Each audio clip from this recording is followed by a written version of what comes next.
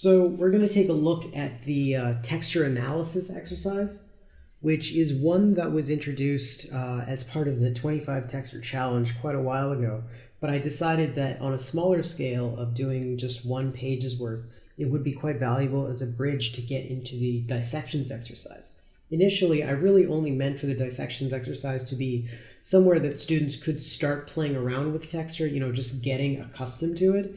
But a lot of people tend to get stressed out when they're faced with challenges they're not necessarily ready for and don't like the idea of being thrown into the deep end, even though I frankly love doing it, and I think in the long term it's very beneficial. So I'm adding this exercise as a sort of bridging the gap, but it is, there are challenging elements to it, and I don't expect you to grasp it just yet. The point is that you get started with it, you get introduced to observing textures and really trying to study them. And you should have watched the texture video from the lesson itself, because that lecture really goes over a lot of topics relating to how our memory works and why we can't just glance at something and then immediately reproduce it on the page. So this exercise is going to be, usually for you it'll be laid out something like this, where you've got these rows and each row corresponds to a different kind of texture that you're going to be studying. You'll have, this will be dedicated to your actual analysis. This will be for just notes relating to what you observed while doing this. And then you'll use what you learned in this section to apply to creating a sort of gradient. Now, a value scale or a gradient is basically just where you start out from one value. Usually you're going to work from dark and make your way all the way to light. And in this case, because of the kinds of markers and pens that we're using, fine liners, you don't have a lot of grays. You only have black, so it's quite difficult to achieve any sort of real gradation, at least in the way that we might with paint or with graphite or charcoal. So instead, we're kind of forced to work within these terms. So instead, we're going to use the texture that we find here to kind of break up from very dense concentration of black marks through to a more middling concentration of white and black, all the way to mostly white. So you'll see what I mean when we get to that. But it's basically going to be from dense to sparse, and you should have a strong black bar on the left side, because this is what you're starting with. If you just were to start with a simple, the regular outline, it's very easy to go into just, jumping straight into your texture and not really caring about how you're going to transition from this thick black area smoothly. If you're doing that here, you very clearly have a noticeable, cutoff that you want to avoid. And so we're going to be working on flowing smoothly from solid black all the way to solid white. In this demo video, because of the video format and because I want to be able to look at this reference that I pulled out, which is an iguana skin, I believe, we are going to lay this out a little bit differently. Here you're going to have your analysis, and here are your notes, and here's your gradient or your value scale. So it's just going to be laid out a little bit differently. Don't get confused, and make sure that you still, when you're doing the exercise, that you lay it out like this. Now, I actually already did this recording.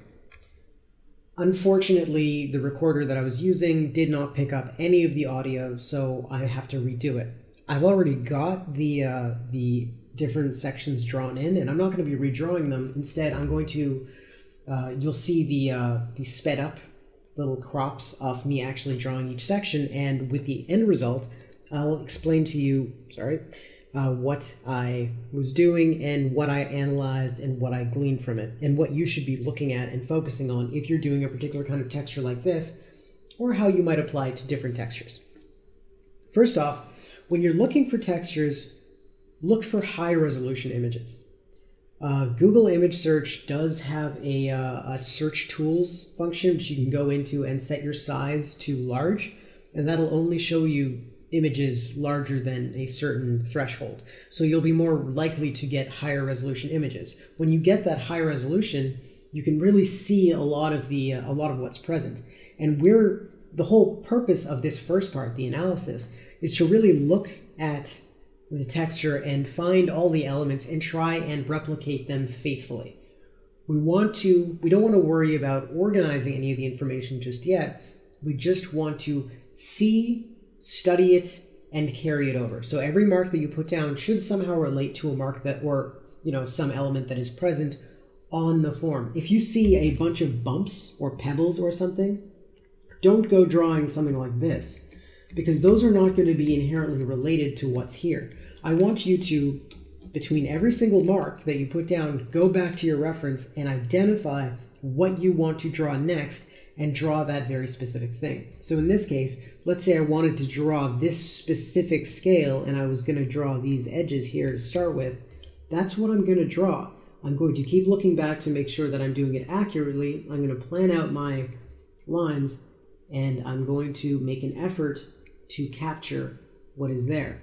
Now, if you aren't 100% accurate, that's not a problem. What's important is that you are striving to reproduce what is there and not relying on memory or just randomness or chaos to create an illusion of a texture. Chaos and randomness simply don't exist in these things. They all follow a very specific flow and rhythm that you can identify if you pay enough attention. Here you can see all kinds of flows with these scales kind of filing up into these rows, and you've got some of them that come down and merge down into a single row. These are all things that you want to pay attention to. On top of that, you can tell here that in this particular texture, you've got many different kinds of scales. You've got medium-sized plates here.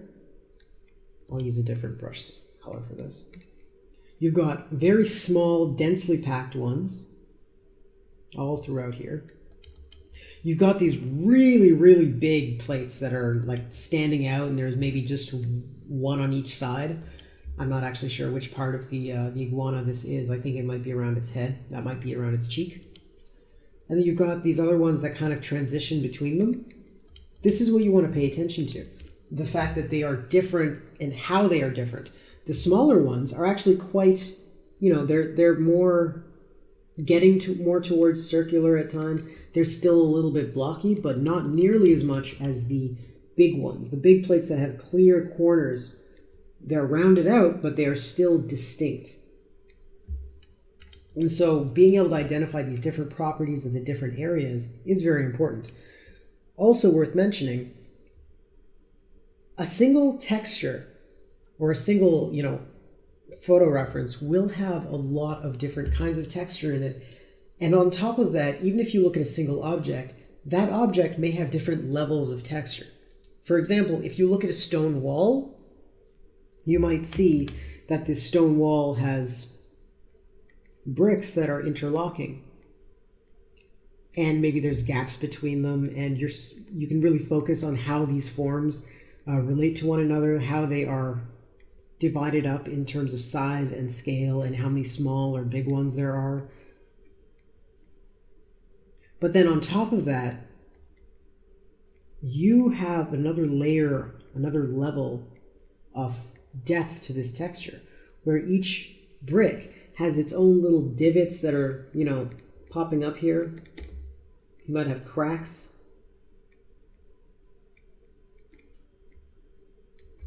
And so there's a lot more going on inside the individual stone.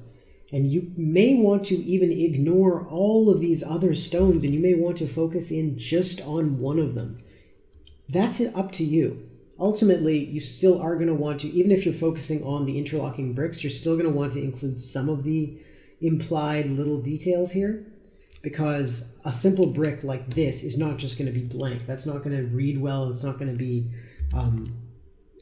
it's not going to be a pleasant thing to look at, because you know that there's something missing there. And in most cases, you'll want to at least imply a little bit of it. You don't need to put it on every single brick. You just need enough to communicate the idea that this stone is not simply a smooth, perfect surface. It is uneven. It has little gaps and holes in it and little divots and dips. And so that's what's important. You always need to communicate just enough so that your viewer is aware of what's going on. Now you can see, if I erase this, there is this.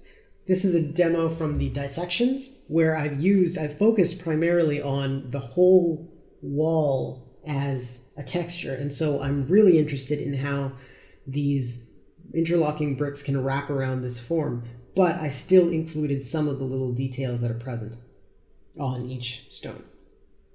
Anyway, so here's the first analysis that I've done. I have mainly focused in on doing a direct study, and that's generally what your analyses should be, somewhere around here. It doesn't have to be entirely specific, and you don't necessarily have to have the exact same number of scales, but it's the configuration and how they relate to each other that matter. Here we've got this area of very large scales, and they're kind of organized into these rows, but you've got some of them that, as I mentioned before, they're merging down into this. And that's exactly what we see here.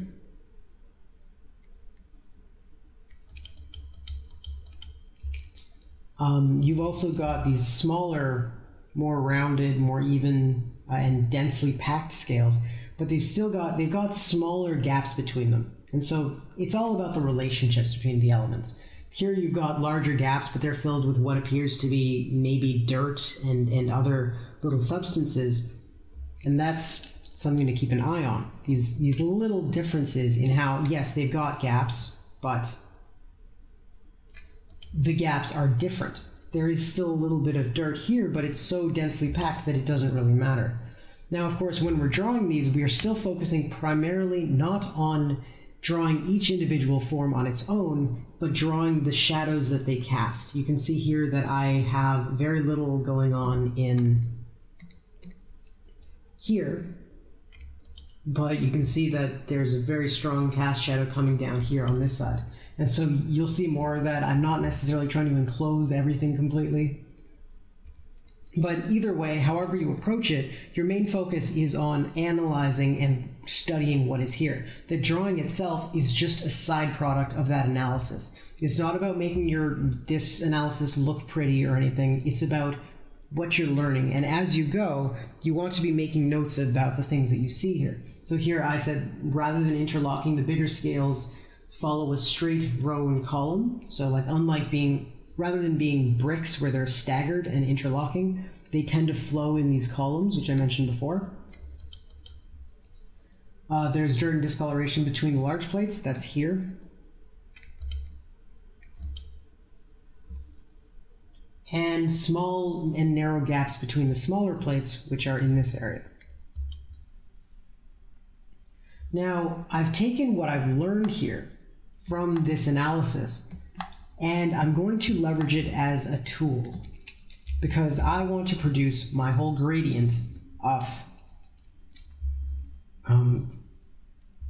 going from dark and bold, and they're either ends of having little contrast, and in the middle around here I'll have much more contrast, and then I'll transition more to having mostly white. The main thing is that you want to be able to control how much contrast you have in a specific area and just how much that draws the viewer's eye. If you have a lot of detail really packed in there and it brings in a lot of whites and blacks all packed together, that's going to call to the viewer's eye and say, look at me, I'm interesting. If it's solid black, it's not going to call out to the viewer's eye, same as if it's solid white. So you want to be able to build a solid gradation from one end to the other and control where your density goes.